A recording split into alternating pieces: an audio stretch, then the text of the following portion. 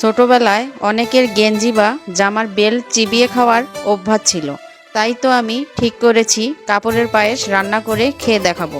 প্রথমে গেঞ্জিটা ছোট ছোট করে কেটে নিব। দুধ আমি আগে থেকেই গরমে দিয়েছি যাতে তাড়াতাড়ি পায়েসটা রান্না করতে পারি। তারপর কাপড়টা গেঞ্জির টুকরাগুলা সুন্দর করে ধুয়ে নিচ্ছি। একদম সুন্দর করে ধুতে হবে। এরপর দুধের মধ্যে আমি সব উপকরণ দিয়ে দিব পায়েস রান্না করতে যা যা লাগে। দানা গুঁড়ো আমি এখানে অ্যাড করব যাতে পায়েসটা খেতে অনেক মজা লাগে। তো এখন দুধটা হওয়ার পালা। দুধটা অনেকটাই ঘন হয়ে গেছে, দেখতেই পাচ্ছেন। এরপর গেঞ্জির টুকরাগুলো আমি দুধের মধ্যে দিব। এখন ওয়েট করব পায়েসটা হওয়ার জন্য। বারবার নেড়ে দিতে হবে, না হলে নিচে লেগে যাবে। তো একটু পরেই আমার পায়েসটা হয়ে যাবে।